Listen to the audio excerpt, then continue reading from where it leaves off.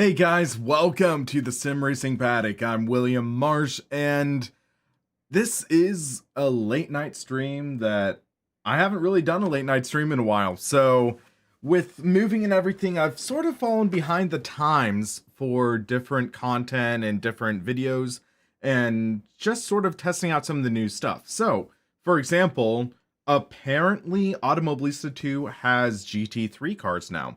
So I haven't really been able to test any of it yet, but now I'm able to have my setup, stream from one of my studios. This time I'm streaming from my third studio at the office.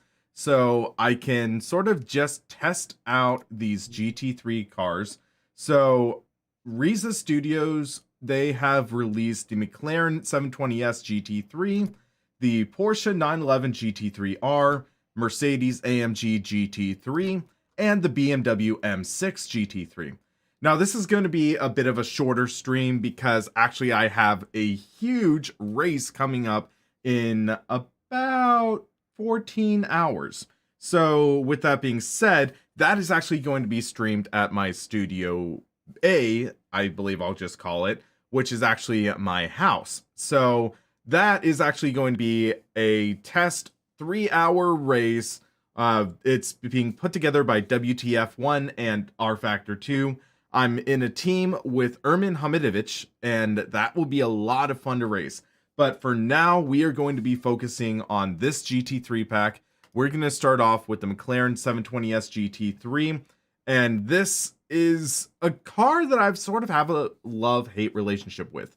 I used to love the 650S GT3 in Assetto Corsa and other sims, but when the 720S came, I didn't really feel as much of a draw to it as I did with the previous car. So this has 520 horsepower. It's a mid-engine rear-wheel drive 6-speed sequential, and it is a lively car if I remember correctly in other sims. So it's going to be interesting to see how it feels in Automobilista. Also, for all of my testing for this video, I'm going to be taking the Nürburgring GP circuit, which is a good circuit for testing out GT3 cars. There's a lot of low speed sections. There's a lot of high speed sections. It'll make for a good benchmark for some of the cars in track or at this track. So without further ado, let's jump into the test session and see what exactly this car has to offer. Apparently, world record is a 151.244. I'd say a sub 2-minute time would be good for me. Austin Ognowski looks like he's gotten his hands on this pack and he logged a 152, which in my mind is just freaking insane. So I just want to make sure real quick before we jump in, we go into the assists and manual pit stop is on. So yeah, that's good for us. Field of view needs to be slightly adjusted, I believe, though, because I was running triples last time I was in AMS2. So real quick, let me just set up a field of view adjustment. That's going to be increase and decrease, I think. Let's go with that. I wish you could hold down the button and adjust field of view. So for 1920 1080 screen, this looks good. And hey, Daniel Pinkham, great to see you in here. And for some reason, my steering's not recognized. Let me fix that real quick. Gotta love moving around, and sometimes it just really leads to you having to adjust stuff. So steer left. And it looks like it's a proper device. I wish they had joystick numbers on this. Okay. Configuration. Oh no, control scheme. Calibrate wheel.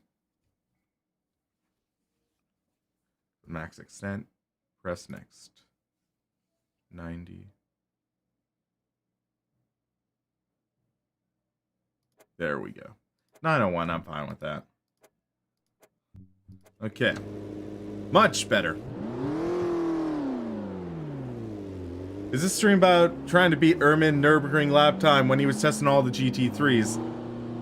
To be perfectly blunt with you guys, I had no idea he's done that. So if you guys want to let me know his times, but I will admit, he is a pretty quick driver, especially for being the self-proclaimed least knowledgeable guy in sim racing, and that's pretty loud. I'm going to turn down the volume a bit after I botch this corner. As you know, guys, I need to shake off a bit of rust. There we go, that's better audio. Hello, lonely driver. So far, so good. It's been an interesting past few months for me. I just actually had to get a COVID test because I got hit with a stomach bug. I called my doctor and like, yeah, with it being a potential stomach virus, you might need to get checked just to be absolutely safe. And I was like, okay. Got the test results back in a day, tested negative, so I'm finally able to really get back in action. He got a 156, okay. I have no idea if I'm even capable of that.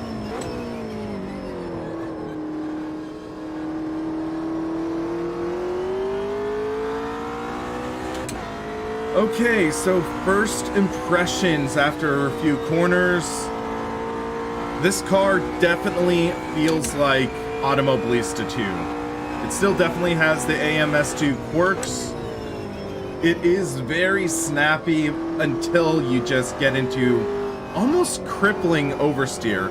So I don't know if it's something where you have to kind of throw the car into the corner, but from the first few corners, it feels okay. This is a very stable setup. So this will be the test. So, okay, I can kind of see how he would get a 56 now if it's this layout of the track. For some reason, I thought I was running the GP layout. But I did like the feeling of the car rotating out of the corner right there on the throttle. That actually felt pretty decent, so I do see the kind of potential here. Hard on the brakes. Thankfully, I'm not hearing any ABS kicking in, which means I'm over braking. But yeah, it's like still something where there's still that sort of it factor missing that I would feel in Automobilista 1 in the physics and force feedback that I just kind of miss in AMS2.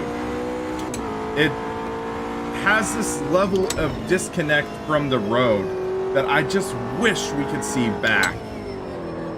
The grit and the texture of the track. And of course it's not perfect, but at the same time, it's something where we are seeing improvement. Okay, right there. In R Factor 2, I would have been able to catch that slide a lot easier, but it just felt unusual, for lack of a better term. And I'm open to any suggestions to improving force feedback on this. I am rocking the Simucube 2 Pro, so if anyone has anything similar, let me know about any settings. I don't know, but yeah.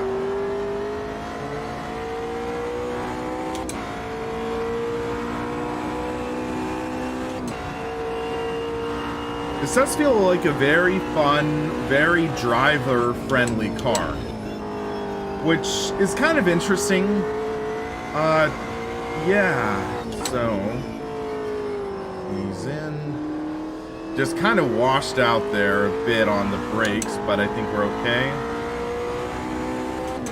Let's see what lap time we log. 156, okay. That's even with Herman, and I still left a lot of time on the table, I think.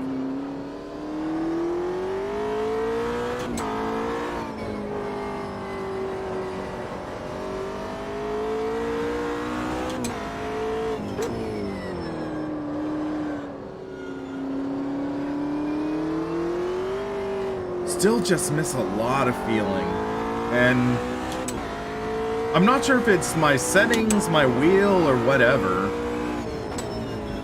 but bottom line, I am enjoying the feeling of this. Oh, whoa. Almost missed that apex. That likely cut off a lot of time. What if I told you the laser scan version data in Nürburgring was the same SMS used in Project Cars 3. Well, I'd be interested in seeing what the Nürburgring version is, but I don't remember the Project Cars 3 version of this track being this good. And you have to remember, you only really get the mesh, the laser scan mesh, when you get the laser scan data, especially since it's something where I believe a lot of companies are kind of buying the laser scan data off of the Nürburgring track. So with that being said, I think it's something where it's still a little open to interpretation. For example, R-Factor 2, their recent tracks have some of the best texture in all sim racing. The way the track textures are modeled is incredible. But the thing is, with those kinds of tracks, you do get the extra workload. So when you connect the dots, there's a lot more detail and granularity in the tracks. And then you take a title such as maybe even like Forza Motorsport, which has a partially laser scan Nürburgring to the best of my knowledge, and some parts of it are admittedly pretty good, but then the other parts are open to interpretation, and that means that things will change around. So I think Project Cars 3 and Project Cars 2 and 1, in my opinion, they've had some of the worst interpretations of race car tracks in all of sim racing.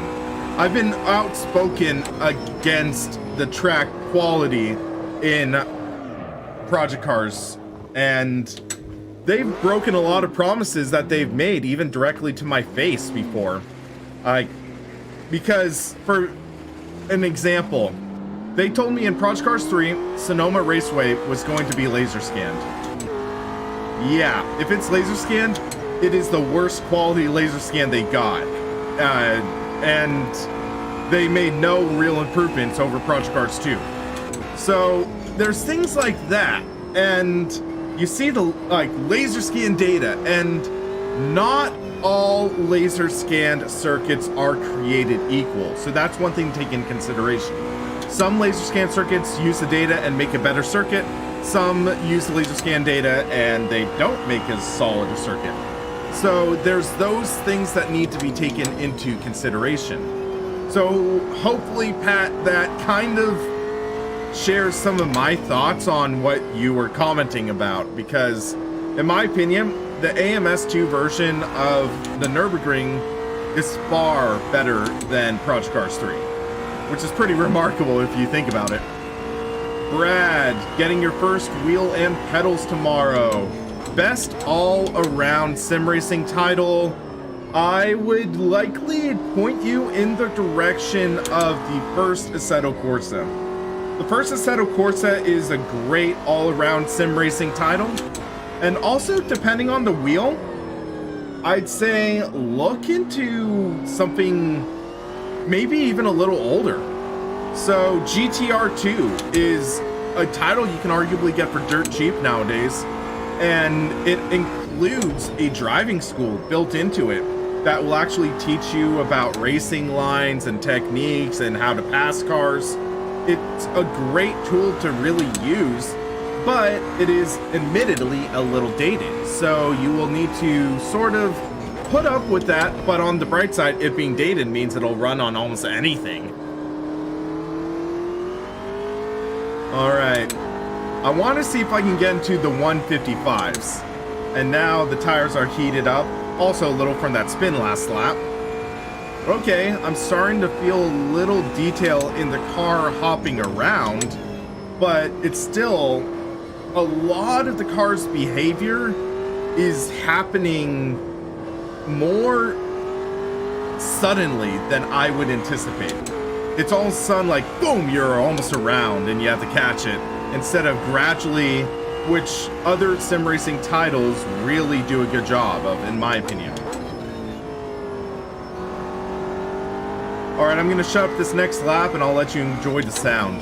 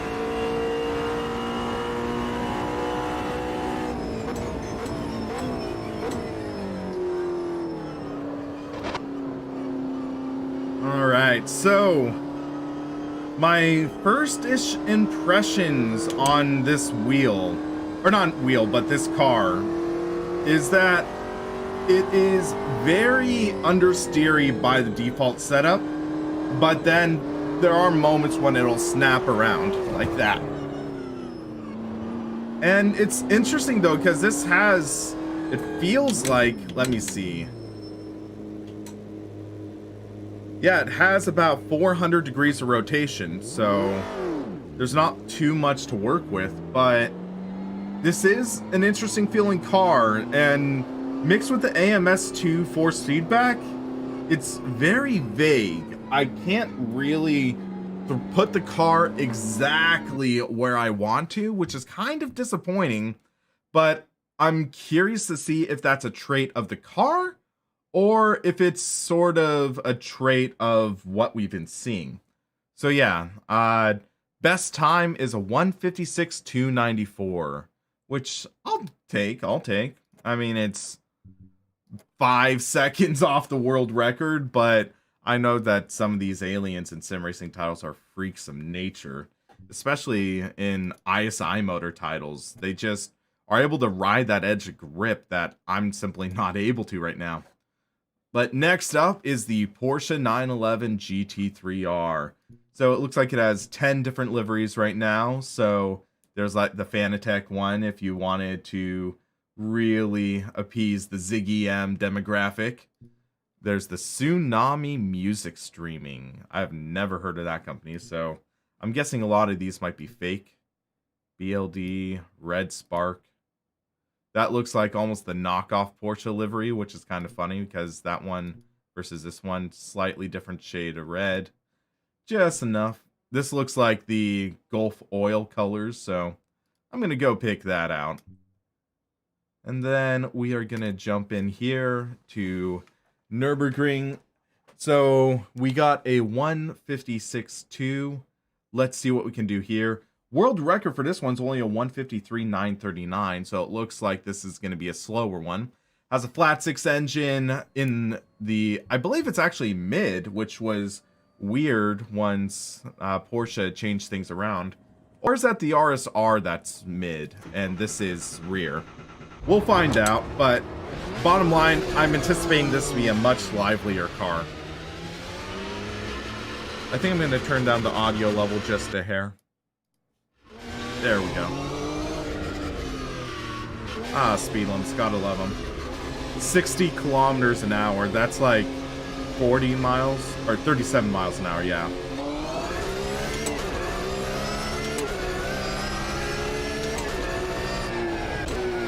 So right off the bat, I like the samples for the sound of this car a little better. But it seems like the gear shifting sounds are a little off. So listen to the gear shifts. The downshift especially, it sounds like there's that harsh transition, which would not be in a real car, which is one of the things I kind of feel is reminiscent of a lot of these modern sim racing sound engines. And hey, Austin, we were just talking about you. Apparently you hold the record for my friends driving the McLaren. And right now I'm just doing some rough testing. I'm not really doing anything extensive. It's going to be a shorter stream because I have a big R Factor 2 event, which I'm streaming with Ermin Hamidovic in about 13 hours.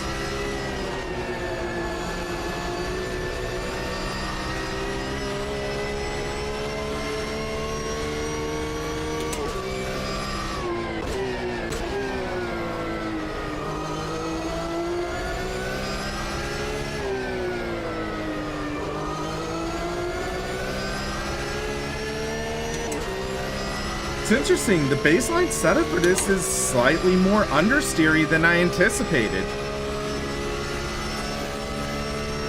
I thought I would have been able to throw this harder, like so, and it would be a lot more lively. Because when I've been driving Porsches in other sims, the baseline setup is very oversteery, but For my personal driving style, this feels a little more understeery. Granted, Porsches and I haven't really agreed at times. Whoa, okay, that was an interesting turn. I'll admit that. But right there, I would have expected more turn out of the corner than that McLaren. Personally. It's like they deliberately made this a safer setup, which is not a horrible thing, but at the same time, it's like, okay, had to kind of reteach myself. So right there, it felt like it was starting to bite. It was starting to turn in, and all of a sudden it just straightens itself out. And I looked over this, and I have no assists or like stability control turned on, to my knowledge. So, yeah.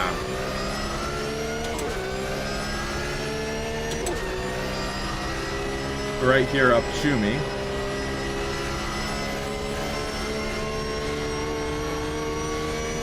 That felt a lot safer than in other sims.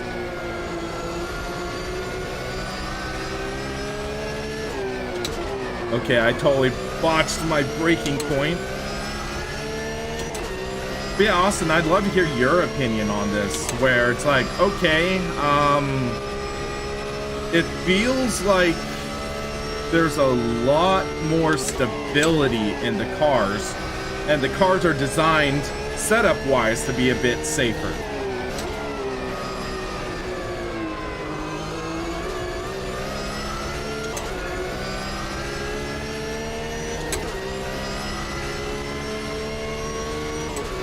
By the way, guys, I'm curious how the stream quality and audio quality are, because at this studio I have very limited internet compared to at my house, and I want to make sure stream quality looks good for you guys.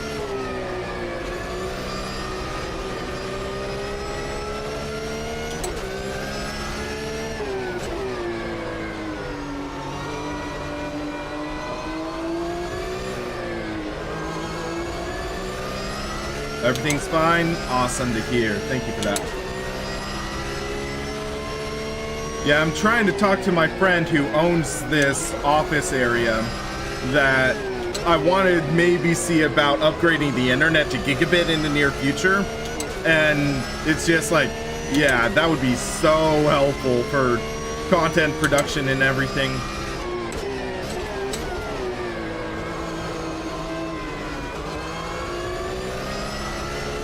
Like right there, I was trying to induce oversteer on the throttle. Get a little more aggressive on the throttle, and it just wasn't happening. And it's like, okay, why? Could it be differential?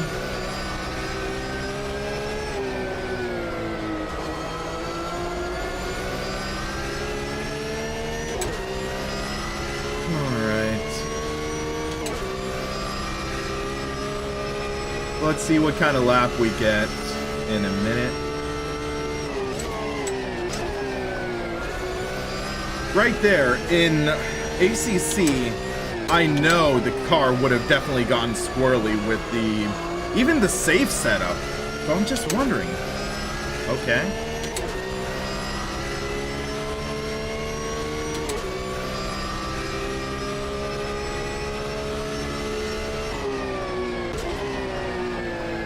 So what I'm actually going to do is I've been realizing I don't have the HUD to show active lap times. So yeah, we've got a 1:58.26. So hold on a sec. If we go to edit HUD layout, here, lap timings full. Yeah, let's do that. And then here is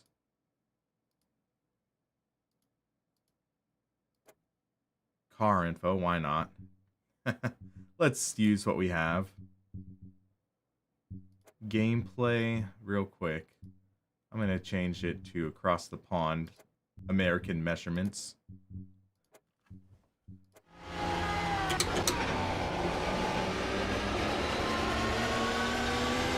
let's go to... yeah, I kind of have that same feeling, but at the same time, it's like AMS2 needs some of this content to gain the credibility. And it's like, some of the next content coming soon, the GT1 pack, I'm really stoked for, especially that McLaren F1. McLaren F1 is one of my favorite cars of all time. If I was a kid and was aware of it, I would have totally had a poster. But yeah.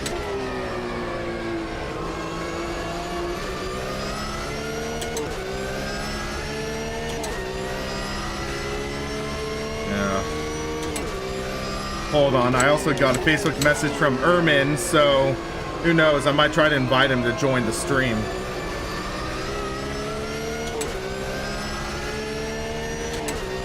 He's practicing for the endurance race, so and I'm just live streaming. Okay, it's actually feeling like you can get a little more aggressive over the curbs. I do not like all this head movement, so I might want to adjust this. But yeah, I actually got to see a McLaren F1 in person at Sonoma Raceway. And my first impression was, it was smaller than I expected. It was a very compact car. And to imagine that going over 200 miles an hour in street trim is just astounding.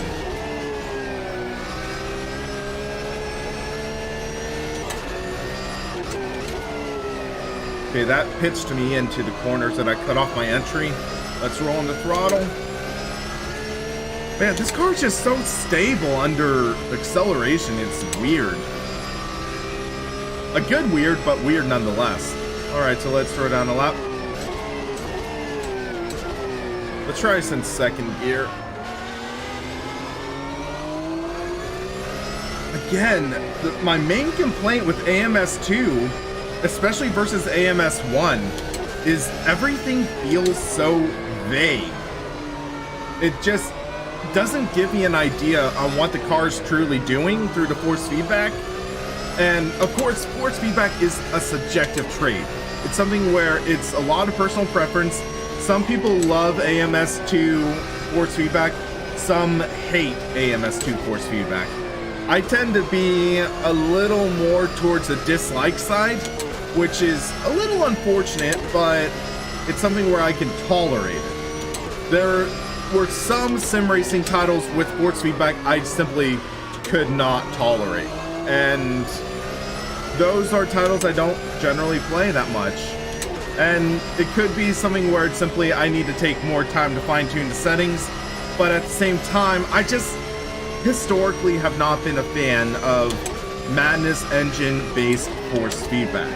It just feels too vague for me compared to cars I've driven in real life, and it's just like, okay, what now? So it's like, okay, I bet they could refine the force feedback as time goes on, but with all of that, it just still gets to be disappointing where I just can't really put the car where I want it, how I want it. Where in titles like even ACC, R Factor 2, heck, iRacing at times, I can actually be more precise with my car. All right, let's see what this time is. Okay, a 1:58.7. Let's do one more lap with this car.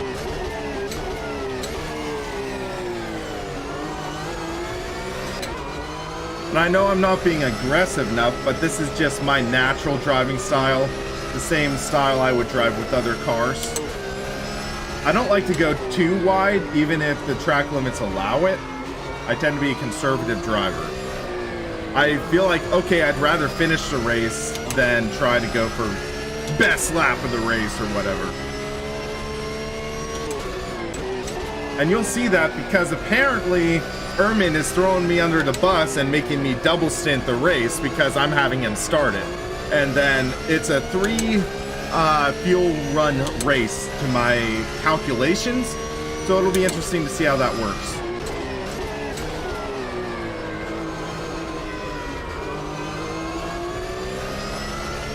Okay, right there I did get a little slip angle out of the corner, but nothing to the extent that I would expect.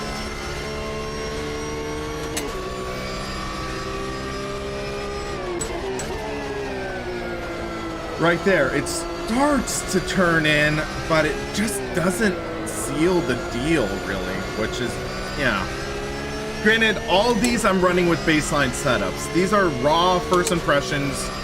I barely driven with any of these cars. I think I did maybe like 4 or 5 laps of this at Imola,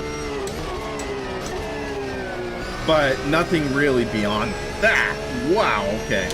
That was a strong jolt right there.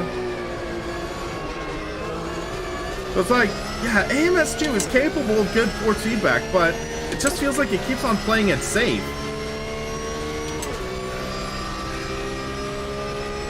Alright, that's a 158.1. So yeah, this car is interesting. I feel like it has the potential that could be drawn out in a setup, but it just feels like there's that extra bit of oomph missing.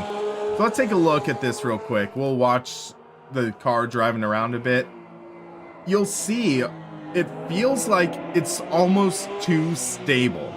It feels like it's missing that Porsche personality that if you've driven almost any Porsche car, you tend to feel. You feel that sort of on-edge nature, that sort of riding on the edge of control, and for some reason it just feels like it's lacking a bit in this. It's kind of disappointing, but I'd say this is my most disappointing rendition of a Porsche GT3R that I've experienced in sim racing. And it's not a slight against Riza Studios or anything, but to my knowledge, for this GT3R, compare it to R Factor 2, compare it to iRacing, compare it to ACC, heck, compare it to Race Room, and it's just missing that extra animosity that you would get in sort of other driving environments. And I don't know, for all I know, there could be some setup tweaks that people could comment on saying, tweak this, tweak this, tweak this, and you'll get that personality. But I'm kind of just really missing it. It's giving me that sort of want to go to a different sim and drive this same car. And that's not what I'm wanting to feel. That's not what I'm wanting to feel out of this car. I'm wanting to go into AMS2, drive it, and be like, oh my gosh, it's Automobilista 2 GT3. But when it's Automobilista 2 GT3, that's when I'm like, kind of almost meh. Which kind of sucks. It kind of sucks, but it still is a fun vehicle. It's accessible. So this could be a good gateway to driving into the more realistic Porsches. But also it's going to be interesting because I am looking to possibly collaborate with a guy who has driven this in real life. Or he might have driven the GTE. Either GT3 or GTE, I forget. But it would be interesting to get his input. So I might talk with that driver. It's a collaboration I'm looking to do in the future, but it would be interesting. So next up is the first front engine car of the pack, the Mercedes AMG GT3. So again, this has 10 liveries. So it has the Works Mercedes livery. It has a couple of the sort of knockoffs. A couple of them look pretty cool. I kind of like this black and white camo scheme. This one almost reminds me of an Aston Martin Vulcan, which is kind of funny because this is Mercedes. And then this one, the gray and green, I think I would go with that for a race, but for a test session, I think this would be a fitting livery. And again, we're going to do same exact configuration. I want to test this out. And hello, Ukio member. Hope you're doing well. How's life? Life has been absolutely insane. Think about this point a year ago, I would have been streaming in the garage at my mom's house, and now I'm actually at my own studio, which I have my own space, On the downside, it means I have to commute to my favorite sim rig at the moment.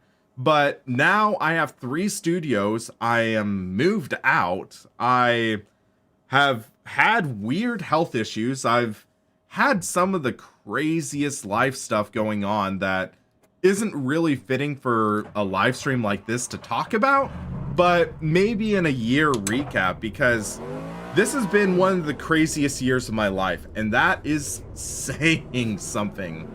It's been a weird journey so far, but I see a lot of exciting developments, and there's going to be a lot of great content coming up, but I just have to figure out, how to juggle everything, the work-life balance, and sort of creating this channel into a proper media outlet. So yeah, that's been an interesting experience. All right, so this Mercedes. Already 3 corners in. And you see, this car is already more lively than a Porsche. And it's interesting. Virise, yes, they still have the curfew, and they're also going to potentially be enacting a second shelter in place in the near future. I just read about it today. Apparently, if the ICU departments in a given county, if the capacity drops below 15%, which means the ICU department of the hospitals in that county are more than 85% filled, then a shelter in place will be put in effect. And they're projecting that will happen mid-December. So in a couple weeks, there might be another shelter in place, unless trends really change in a way that's not anticipated, which is a weird situation. And yeah, it's like, it's been kind of crazy. I've had friends who've had family members die during all of this, and it's a sad thing. And I wish people would be more understanding of other people's health and life. And thank you, Ukiyo member, for subscribing.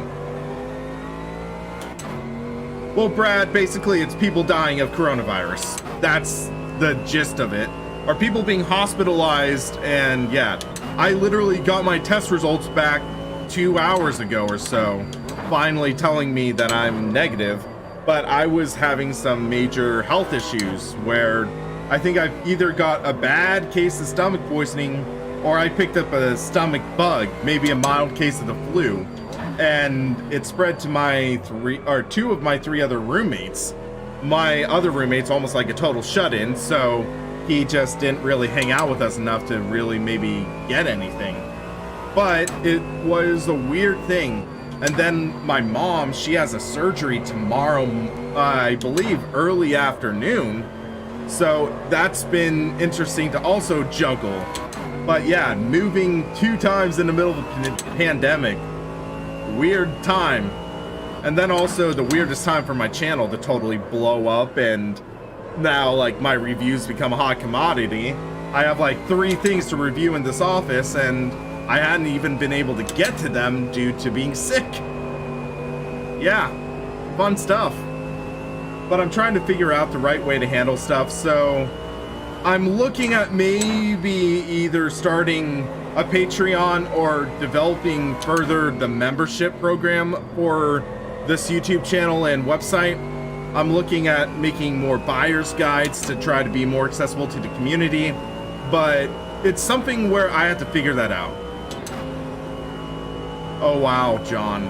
I'm really sorry to hear that, man. It's a tough time, and one of my best friend's dads, he has only a few days left, and it's a really difficult thing to address, and it's something where it's one of my best friends.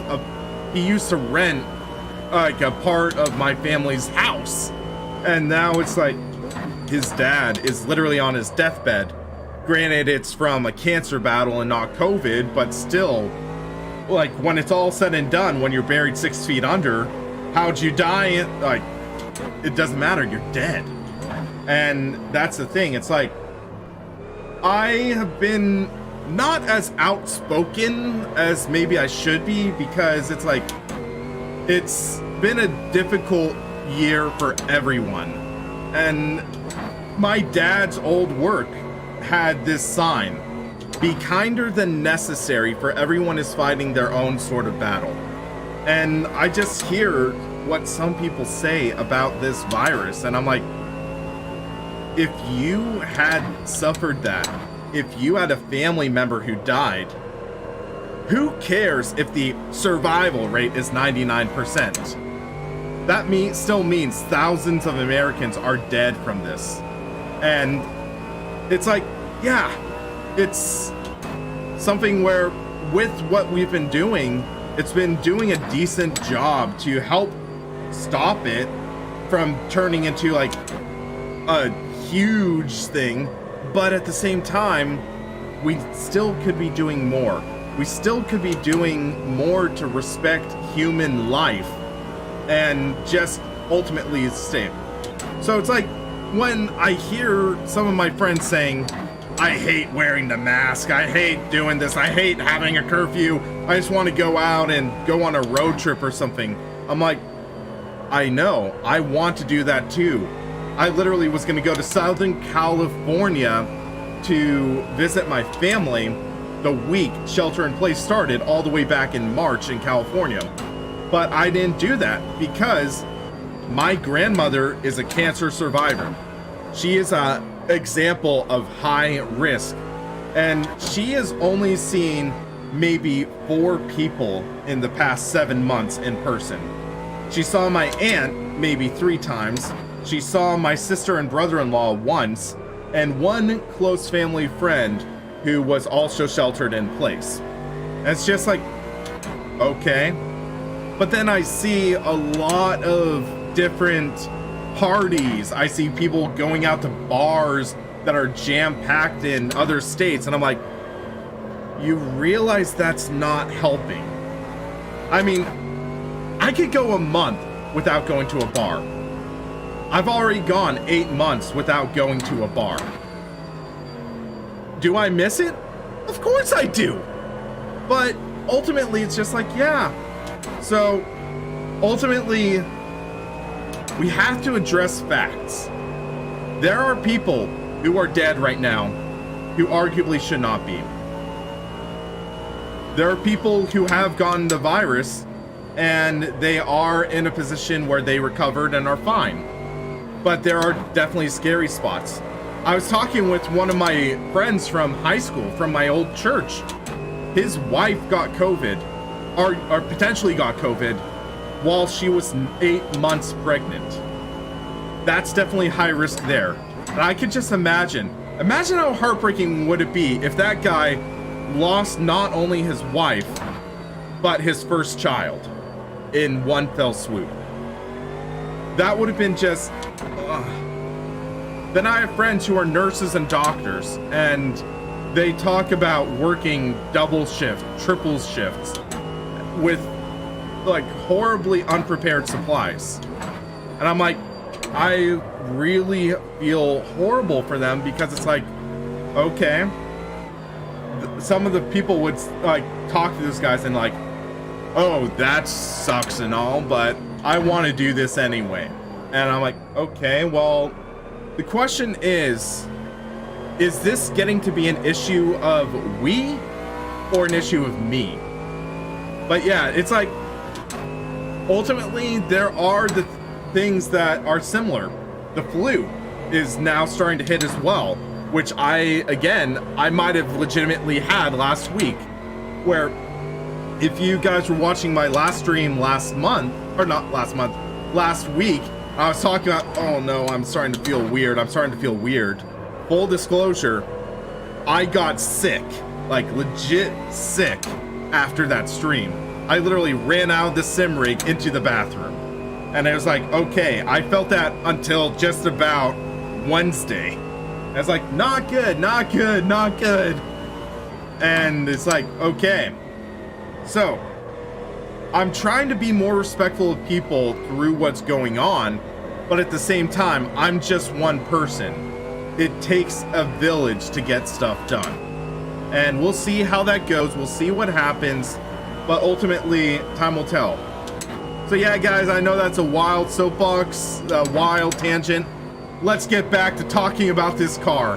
And I'm just gonna say, this Mercedes is my favorite car of this entire pack so far from my test driving.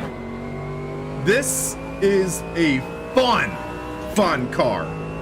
You actually feel connected to the road. You feel the road texture too. And I'm actually feeling like I can almost put the car exactly where I want. I can get the car to do the things I want, like that. Get a little oversteer on the throttle. Get out of the corner. Might not be the fastest car, but oh my gosh, it is a lot of fun.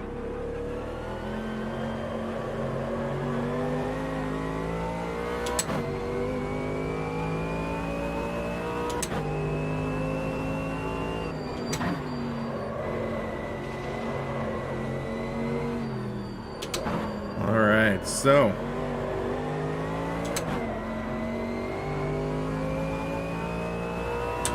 well, Brad, you could always say that to my stepmother's brother, who was actually a day away from being intubated in New York.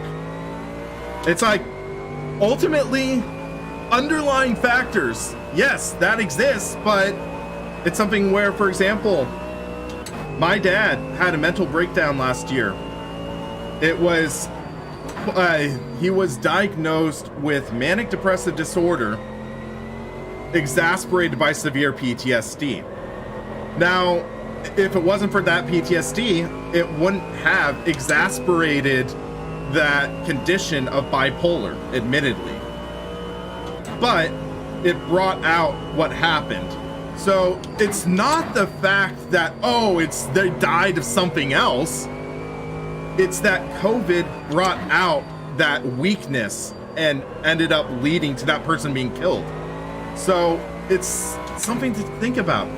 It's something to just really work out of.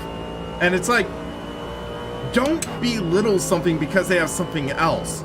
Because it's something where, okay, asthma won't, or no, it's not like, so for example, I have asthma. I was diagnosed with asthma when I was in junior high. And it's something where, okay, well, if I caught COVID and died, like, it's something where, oh, he had COVID and asthma. And it's like, okay, does that belittle the fact that I would be 6 feet down? Yeah.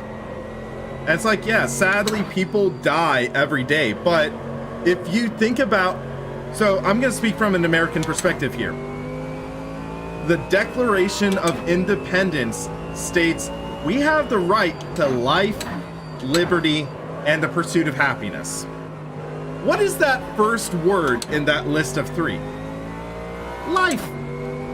We have the right to live. It's not a privilege to live or die, allegedly. So it's something where, yeah, when you say like, oh, people die all the time, death is not something that should be really, oh, it's this or that. It's something that I'd say every person living right now, for the most part, they don't want to die. They don't want to be in a situation. Granted, there are the people who are horribly depressed and they feel like they want to die, but it's something where I think there's something deep inside them that wants them to live. So it's like, yeah, it's something where my mom, she wouldn't want to die. My dad, he doesn't want to die. My sisters don't want to die. And it's something where, okay, well, it's something, yeah, like John, his mom likely did not want to die. And I don't want to use your mom as an example, John, because it's something where, yeah, like, it's a totally tragic thing, and to hear about anyone dying is horrible. But bottom line, what is a month, 2 months, a year of inconvenience in regards to an average 70-year lifespan? The Spanish flu killed hundreds of thousands of people, if I remember correctly. Ultimately, it did affect society in a great way, but there are people still alive that lived in the 20s. And it's something where you look at that and you see the strength and resilience of humanity. And the thing is, we're willing to be uncomfortable if it helps us in the long run. And we just need to make sure that we're willing to be that way. But yeah, let's get away from this tangent. We're starting to get dangerously close to politics and stuff like that. But yeah, it's a difficult thing. So, hey Mark, hope you're doing well. We've been testing out the GT3 pack for Automobilista 2. So yeah, it's something where, again, let's talk about this car. And again, this Mercedes is shaping up to be one of my favorite cars in this entire pack. It's the one that feels the most natural to my driving style, and that's one of the things I really like. So yeah, it seems like we aren't logging the fastest times, but we're logging basically like a 1:57.1, which is a couple seconds off my best time, or no, 1 second or so, because I believe we got a 1:56.2. So yeah, guys, I think I'm gonna jump to the last car in this pack, and then I am going to try maybe a lap or two around the Nordschleife, because I have not tried AMS2's Nordschleife yet. John, really enjoying ACC in VR. Yeah, I haven't really tried it since I upgraded my systems. So yeah, guys, for those of you who do not know, I've actually done some computer upgrades to my system. So with this, I just call it like the Black Beauty computer that I'm using, I upgraded from a Ryzen 7 1800X to a Ryzen 9 3900X, and I'm rocking a 2080 Ti in the system. On my home computer, though, I'm running an i9 10850 and an RTX 3090. So that's going to be fun to test out and stream and sort of just benchmark performance. But yeah, we are next going to be testing out the BMW M6 GT3. Again, we have 10 liveries, so it's a healthy amount, some decent variety. But yeah, again, they have like one of these really off-the-wall computers, which is pretty cool. So yeah, we're gonna go rock that one. And this will be our last for the like Nürburgring GP or GT circuit testing. So again, this is the other front engine car, 520 horsepower. This is, I think, one of the heaviest cars, so that's interesting. So yeah, again, we are going to be utilizing the baseline setup. We're just gonna hop on the track. Oh, I just scraped the wall. I don't think I have damage enabled right now, though, so I think we're okay. Yeah, it feels like it's straight. I am getting weird oscillations, so I might need to definitely dial in the force feedback in the near future.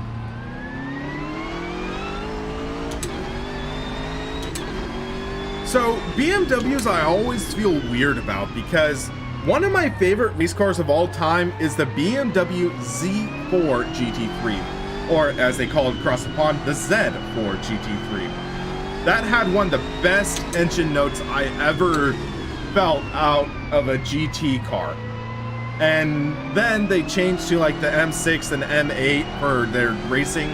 I'm like, they're cool, but they're not at that level of the Z4 being that awesome guttural engine note and just being an awesome looking car, in my opinion.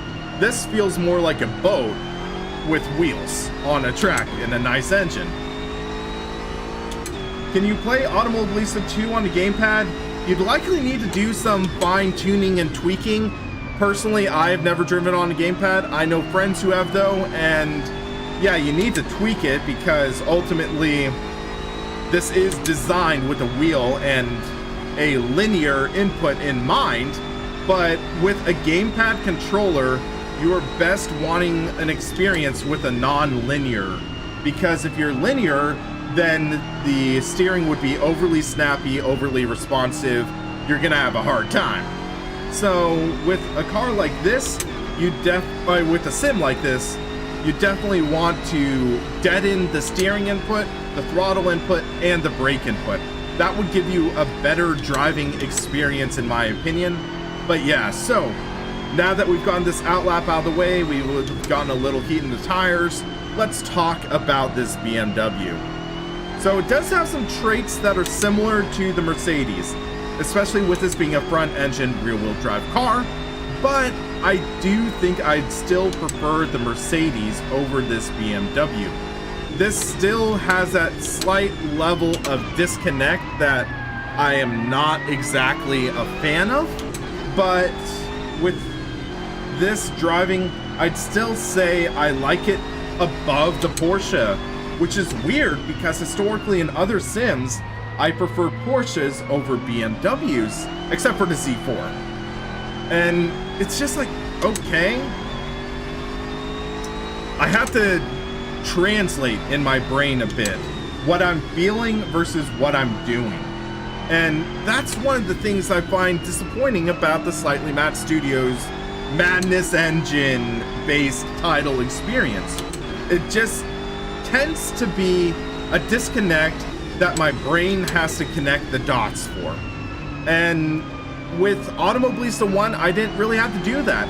It felt connected. I got good information through the wheel to what I wanted. But yeah, so it's kind of disappointing, but at the same time, it's livable. I'm able to actually drive it. I'm able to be consistent, I think.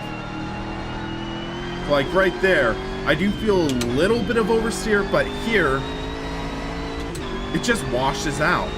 So again, it could be just totally safe setup that you like make some tweaks to and all of a sudden it gets a lot better, but I just don't feel it that way.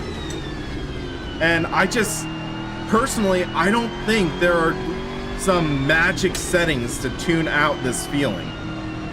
I could be totally wrong though, I could be totally wrong, but it just, with this, I'm glad that this is, I believe, a free pack.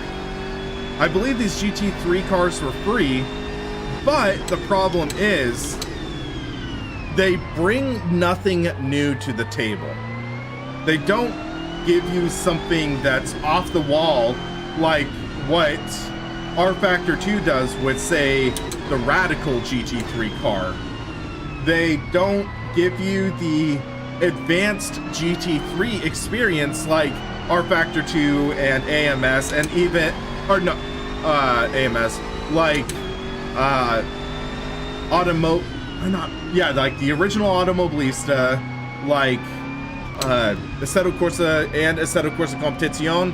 So for example, I don't think there are any actual on-board traction control.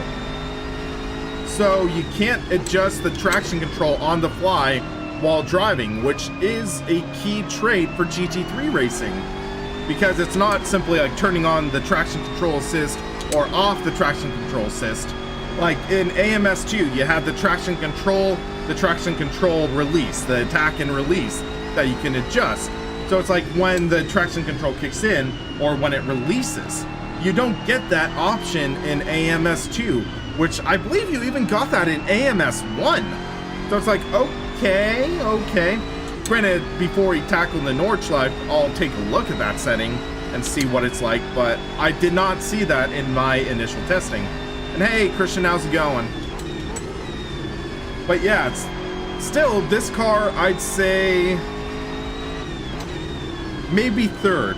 So in terms of this GT3 pack, my favorite car is going to be definitely the Mercedes AMG, hands down, in terms of feeling. This looks like one of the faster cars, though. I'd say I would put the Porsche second place. The Porsche would be my second place car in this list because even though it doesn't match my driving with other Porsches, it's still a decent car. This, honestly, I think I'd put third. And then last place would be, what was that last one? The McLaren. The McLaren, I just could not feel comfortable driving. It felt weird. It did not really feel characteristic for me for other GT cars. So yeah, those are my main thoughts on this pack based off of a few laps of raw, unfiltered driving, because I know some people wanted me to test out this pack, and it's like, okay. I'm not the biggest fan of AMS2 though anymore.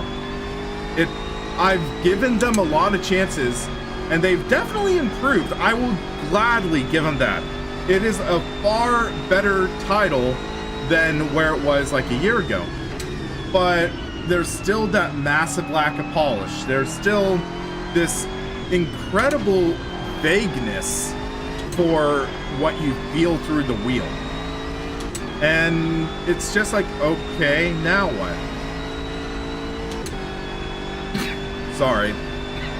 That is not a COVID cough. That is me just kind of getting saliva in the back of my throat cough. So don't worry, guys. I literally just tested negative this afternoon. So, CC, RSS guy, audio sounds rough. Well, coming from your mods and stuff, yeah, this is definitely a bit rougher. I'd be interested to talk to your sound guy, though. Like, maybe doing an interview or something, talking about mixing sound for different cars. Because, for example, it seems like, for example, there are these sort of cars that are really good sound samples, but it's poorly mixed. Where, for example, the downshift sound, it sounds very, like, abrupt. So this will be my last lap with this car, I think, and then we'll tackle the Nürburgring.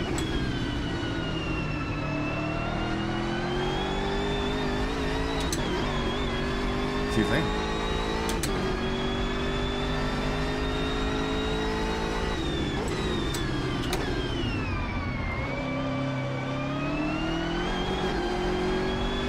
Oh, that was a nice slide, though. Oh, man.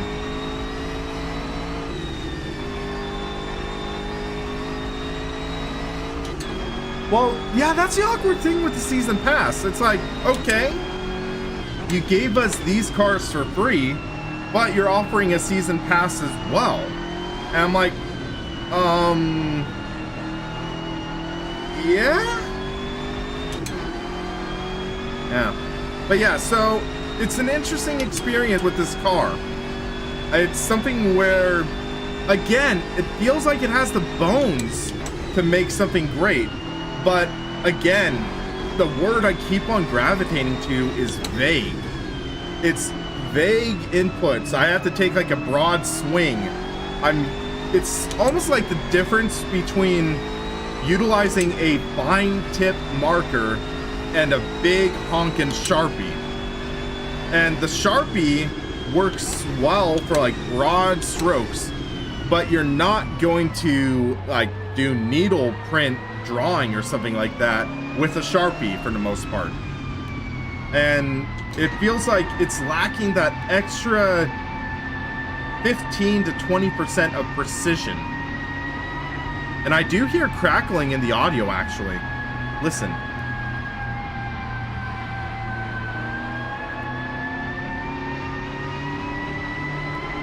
It's almost like a static.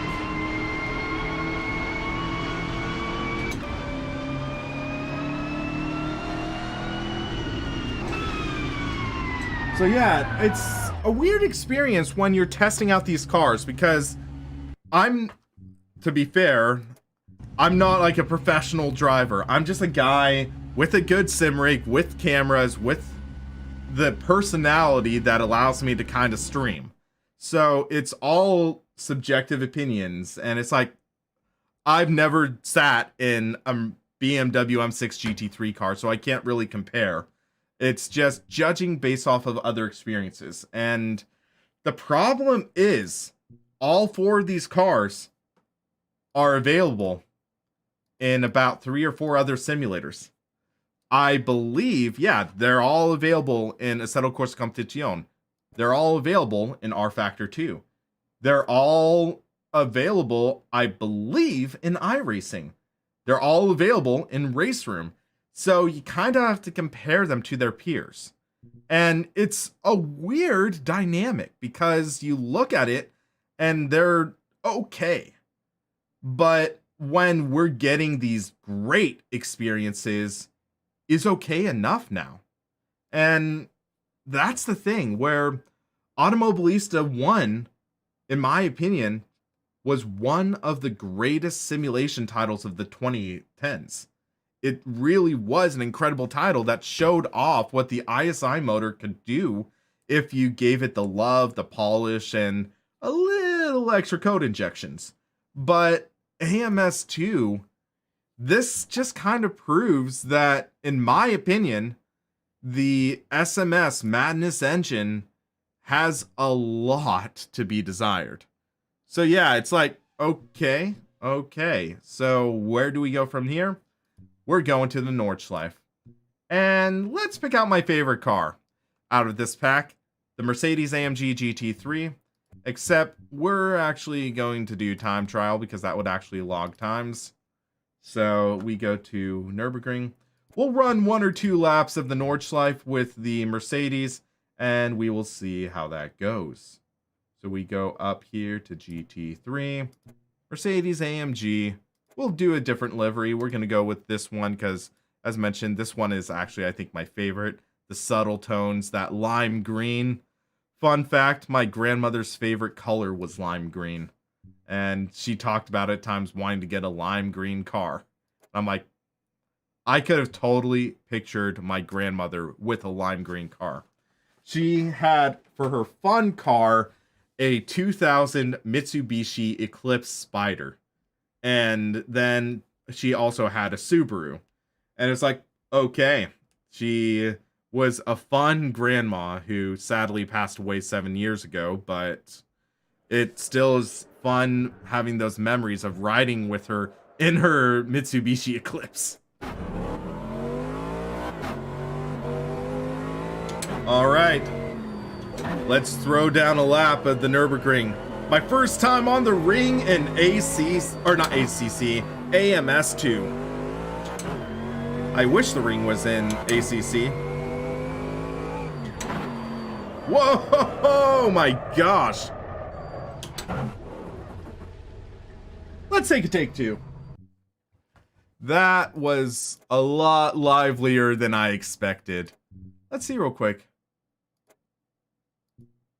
Yeah, these are all just baseline, so 30 liters is 2 laps. Okay, take 2.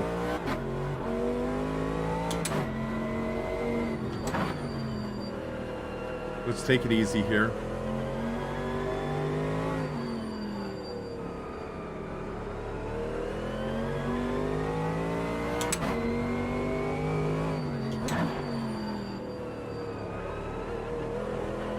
Man, that's bumpy.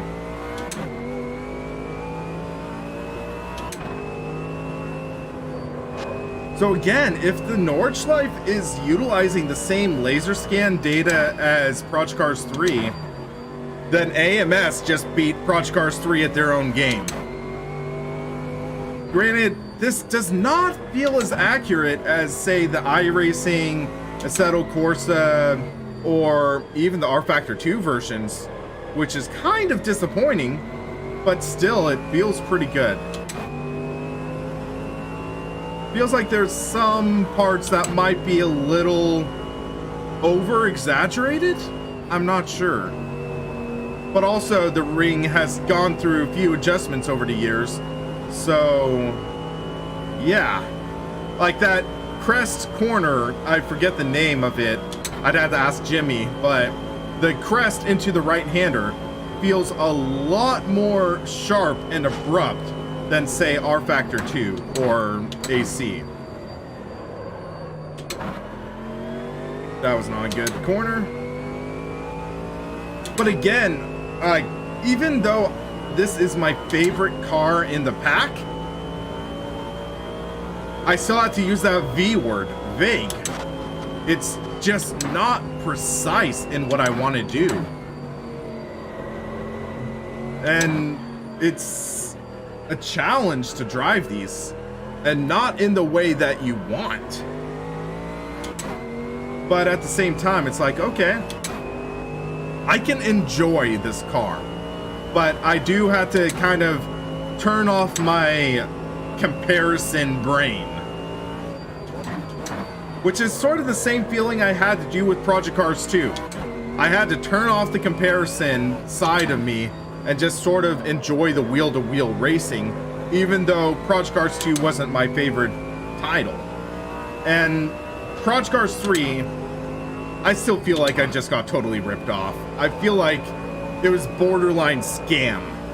And it's like, I paid $90 out of my own pocket for that. And it's like, I'm not getting a refund because I'm a YouTuber. I'm not getting a refund because, for all I know, maybe there's going to be another update or something in the future. And maybe in a few months or so, I'll give it another look. But Project Cars 3, as of right now, actually no, scrap that. Slightly Mad Studios, as a whole, everything that Slightly Mad Studios has put out in 2020, that is my biggest disappointment of 2020. It feels like Slightly Mad Studios, for example, if you think about it, they've launched 3 games this year. None of them I would call a sim. None of them. A company that built their reputation and their name for making one of the best simulations of all time, GTR 2. One of the most beloved retro car titles, GT Legends. They use that, and then they create, in 2020, some of the most disappointing garbage racing games of all time. Because let's just eliminate Project Cars 3 from that, because that horse has been beaten to death, and then some. Not Need for Speed, Fast and the Furious Crossroads, released, I believe, in the same month in 2020. I want to say they released in August. Still one of the most disappointing things. Like, it's one of the most disappointing racing titles. One of my friends is a die-hard Fast and Furious fan. As in, like, die-hard, like, fan. And he still will not touch Need for Speed Crossroads. He's the biggest Fast and Furious fan I know. He will not touch Crossroads because he feels like it is a garbage game. And then also, Project Cars Go. Why? I just don't get it. So yeah, it's weird. And then, yeah, also, Madbox. Okay. That disappeared off face of the map. Then I'll address Wishbone's point. Let's put this in perspective. Since 2014, Slightly Mad Studios, they created the Project Cars campaign. They created Project Cars to be a community-funded racing title that was not going to bend to the will of a big-pocketed publisher. That was their mentality. That was the mentality of Project Cars. It was going to be by sim racers for sim racers without corporate meddling. And then before Project Cars 1 comes out, bam! Bandai Namco steps in with some big pockets and some big changes. And I'm talking from the perspective of someone who was behind the scenes. I bought into the crowdfunding in 2012, if I remember correctly. I played the beta builds. I contributed to the forums. And they were like, okay, And then also, one of the marketing points, we're not going to have a sequel anytime soon. Right after Project Cars 1 launches, Project Cars 2 coming soon. And we're like, wait, what? Doesn't make sense. So then they go off on Project Cars 2, and admittedly, Project Cars 2 was an improvement. Project Cars 2 was an improvement over Project Cars 1, but it still left a lot to be desired. A lot of the tracks were still some of the worst versions of those tracks in all of sim racing. Sonoma, my home track, was poorly done. And I literally talked to them at a press event, and they say, oh yeah, we're gonna fix that in Project Cars 3. So all of a sudden it's like, wait, there's gonna be a third one? And they're like, oh yeah, we're making a third one. So they teased Project Cars 3 to me in 2017. They had this all planned. And then it's like Project Cars 3 announced officially with the what was it? With the Mad Box, with them talking about outsourcing their engine, which apparently worked because now we have Fast and Furious Crossroads, and we also have AMS2 under the SMS Madness engine. But with that being said, since that announcement, Slightly Mad Studios has been acquired 3 freaking times since 2018. It's like, literally, they were bought by Modern Pick, like a majority stake or whatever, which was this, I think, Chinese company that was looking to break into the esports scene. So they bought that. And then they also, like Slightly Mad Studios, was also bought by Codemasters this year. And now Codemasters is being bought by Take-Two.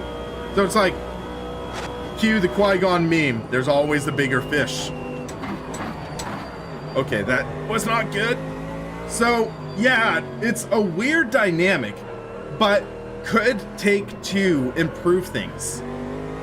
They very well might. And it's very interesting though, because Take-Two slash 2K, they're about a half hour from where I live. The North American distributor for Codemasters is about 40 minutes from where I live. So it could be a good thing, it could be a horrible thing. I don't know yet. And Mark, I've been seeing your messages that you've been retracting, that the spam filter have been picking up, saying you want me to test some rally titles. I do want to test some of those as well, but there are some things I need to address first, and I'm hoping to stream rally in the near future, even though I admittedly suck at it. But I want to do a video where I call it old versus new. I test out a new racing title versus an old one. So for example, I might test out Dirt Rally 2, which isn't really new, but it is newer. So I might try doing that versus Richard Burns Rally. Talk about where I think some of them are better, some of them are worse, and I think that can make for an interesting video.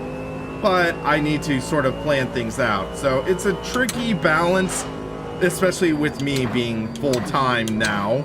There's a lot of behind the scenes stuff you won't ever see, but I will kind of give you a bit of a shameless plug right now.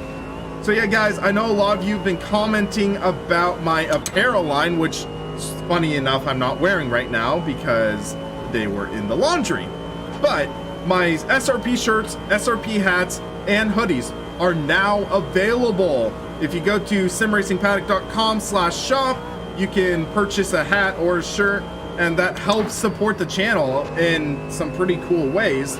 So yeah, also, ngreen75, thanks for subscribing. So if you're enjoying the stream, make sure to hit that like button, subscribe. It does definitely help keep me on track. I am almost at 35,000 subscribers, so I am super happy about that. But I would love to maybe try to hit 50,000 subscribers, maybe by my birthday in April, but that could be a bit of a tall feat. because I need to get back in the almighty YouTube algorithm's favor. So yeah, it's going to be interesting to see how all of that goes, but ultimately I'm excited to see what happens. So I'm going to finish this last lap and I'm going to sign out the stream, but I hope you guys are enjoying this as much as I am, because even though I'm disappointed with the cars, I'm disappointed somewhat with the tracks, I'm disappointed with the force feedback, I am genuinely having fun. And if you have AMS2, give these a try. They're free. What do you have to lose? But ultimately, I will say, if you're looking for a really good GT experience, check out a different title. Check out Assetto Corsa Competizione, or my personal favorite, R Factor 2. And R Factor 2 is where I'm going to be in about 12 hours, streaming a 3-hour endurance race being hosted by WTF1. And I'm actually going to be racing with real-world drivers and some of my favorite esports drivers. There are some drivers I like, such as GoPro Pablo Lopez.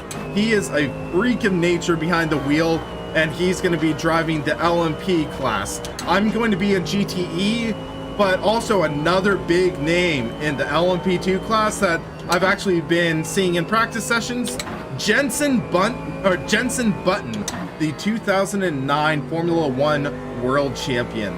He's actually going to be in the race, and it's going to be an interesting sight to see, because I've never raced with a Formula One champion on the same track, real or virtual. So yeah, we'll see how that goes. So yeah. But the question is, Take Two, can they pull off a good racing title? Well, it's kind of weird, because I've been feeling like I've wanted to see more American-produced racing titles, because we have Forza, we have Forza Motorsport, Forza Horizon, we've had titles such as R Factor 2 started off in America, iRacing's in America. So we have these weird titles, and then we have the European block, the Assetto Corsa, R Factor 2 Now. It's like, okay, well, what will happen?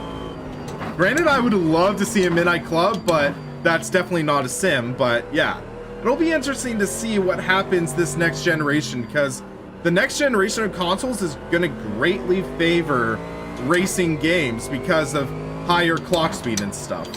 So it could be really cool, but we'll see how things go. All right, so my lap time, a 6:54.065 around the Nürburgring. That's actually pretty decent for me. I'm happy with a sub 7-minute time. I'm definitely happy with that. But yeah, guys, so my closing thoughts on this pack. It's okay. And it's tough to say though, but okay is getting to a point where it's almost not good enough in this industry. We are actually really spoiled for choice, and I freaking love it. And the thing is, I know there are cars in AMS2 that drive so much better than these GT3. The V8 supercar is one of my favorite renditions in all of sim racing. It is a goofy car, a lot of fun. The open wheel cars are really cool. I enjoy them a lot. But there's just something missing right now in this pack. There's something missing right now, be it in the force feedback, be it in the setup, that just creates this disconnect that leaves me wanting more. So it's a weird thing to say, but yeah, this pack is making me want to drive more GT3, but in a different title, which is so weird to say, but I hope that makes sense to some of you guys, because it's something where it's not inherently bad, it's just everything else has gotten so much better. R Factor 2 has gotten so much better than where it was 2 or 3 years ago. Automobilista 1 still is a hallmark racing title, that in a lot of ways is better than Automobilista 2 in my opinion, which is weird to say. Assetto Corsa Competizione is much better now than it was a year or two ago. So it's something where, okay, what could AMS2 really bring to the table that will bring it to that next level to become a top tier racing experience? And I think it really has to start with the wheel, the force feedback. And thank you, Nguyen the Mai. I apologize, I likely just really butchered that name. But yeah, where you see all of this, and it makes for a good racing experience. If I created a field of cars, I could have an enjoyable race with this setup. But at the same time, what is stopping me from going over to rFactor 2? rFactor 2 has more GT3 cars, better force feedback, better connection to the road, better day-night transition in my opinion, dynamic track, better weather, I think, in my opinion. But also the limitation of rFactor 2 is, in my opinion, it's a little more resource intensive. And it's something where its user interface is incredibly dated. Even the new UI has a lot to be desired right now, but it could improve in a year or so. So there's always these give and takes. There's always these trade-offs that you kind of have to make. And it's just something where, what are you willing to trade off? Are you wanting to drive Automobilista where you make all these sacrifices? Or are you wanting to maybe jump into Assetto Corsa Competizione, which is, in my opinion, the best GT3 dedicated racing experience, but you make trade-offs on that, like hardware intensity, and also the graphics, like, in my opinion, leave a little bit to be desired, and other parts, the force feedback, in my opinion, is also a little vague compared to AMS2. So there's those trade-offs, but in my opinion, if you're looking for the best GT3 experience, Assetto Corsa Competizione and rFactor 2. Those are the best GT racing experiences I could personally recommend. And yeah, so that's just about it for this stream. I know it's a bit of a shorter stream. I wanted to make this where it would be accessible to everyone, but at the same time, you get this sort of raw first impression. So yeah, guys, I would love to hear your thoughts in the comments once this stream processes about this pack. I know that opinions are a dime a dozen nowadays, so again, I would love to hear your thoughts, because the thing is, I'm just one guy with an opinion and a decent setup. So ultimately, you just kind of want to flesh it out and share your thoughts. That's one of the things that's awesome about this sim racing community. But yeah, guys, again, in about 12 hours, I am going to be taking part in my first driver swap endurance race since 2014. I really hope you guys join along for the ride. It'll be a blast. Also check out Ermin Hamidovic. I keep on butchering his name. Sorry, man, when you watch this. But yeah, I am teaming up with him with Butler Powell Motorsports, and it's going to be a wild ride. So yeah, guys, for the Sim Racing Paddock, I'm William Marsh, and thanks for watching.